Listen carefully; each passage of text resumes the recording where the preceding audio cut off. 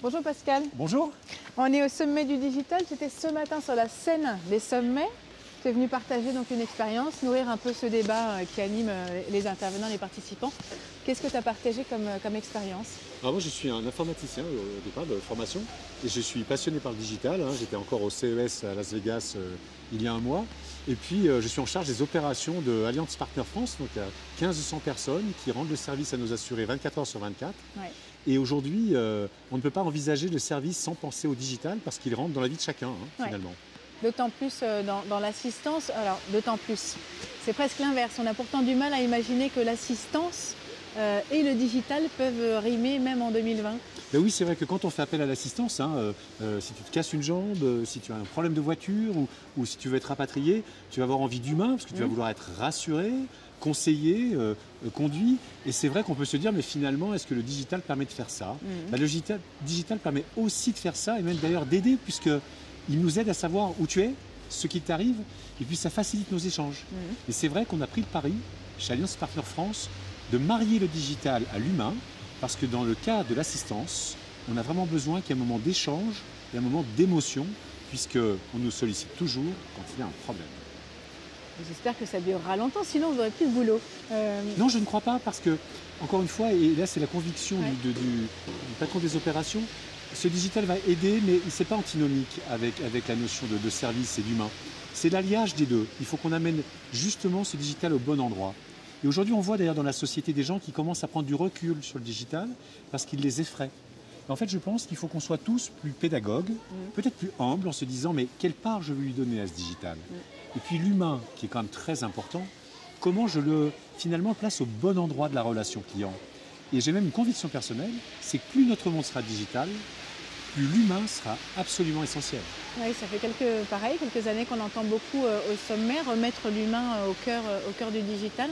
Typiquement, vous, dans les humains qui composent vos équipes, comment est-ce que le digital est perçu? Vous parliez de frein, de réticence.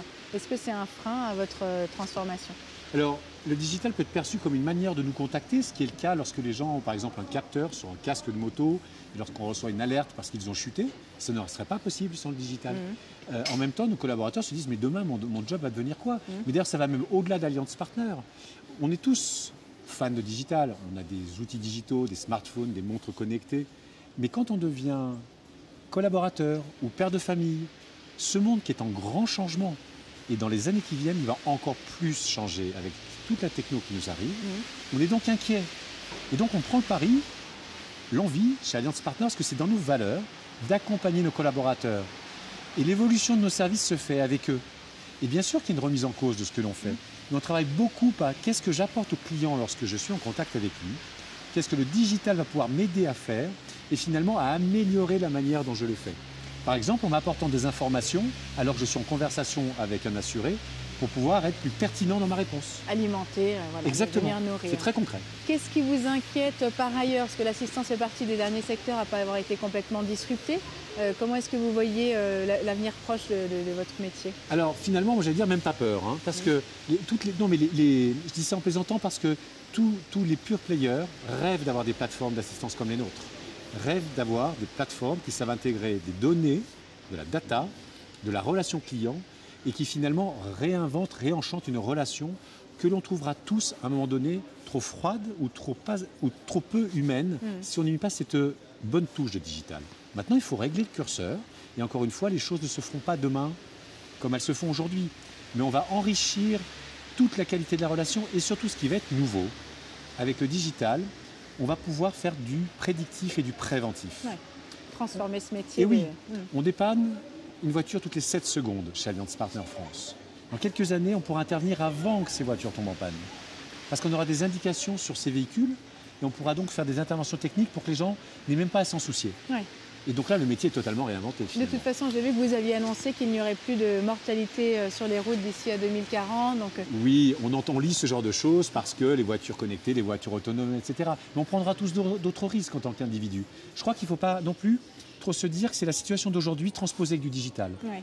Tout notre environnement change. Nous-mêmes, alors qu'on a été élevés, vu nos générations, sans digital, on ne se comporte plus de la même manière.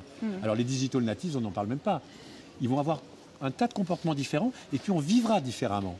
il y aura d'autres risques à couvrir. Les assureurs sont toujours là pour les couvrir. Votre corps change, ce n'est pas ça, le disait Doc. C'est ça ? Exactement. Et c'est-à-dire qu'encore une fois, se dire, tiens, quelles sont ces opportunités finalement? Comment nous, qui sommes en fait des anges gardiens, on va pouvoir interagir avec nos assurés, avec nos clients, et finalement leur apporter à la fois une solution à leurs problèmes et puis une touche d'âme. Repensons à ça, encore une fois, dans un monde qui est un peu un monde compliqué en plus. Donc c'est le moment ou jamais de se dire, finalement, la vraie valeur que j'ai vis-à-vis d'une marque que j'aime ou d'une entreprise que j'aime, c'est aussi parce qu'elle m'apporte ce petit supplément d'âme. Merci Pascal. Merci à vous et bonne soirée.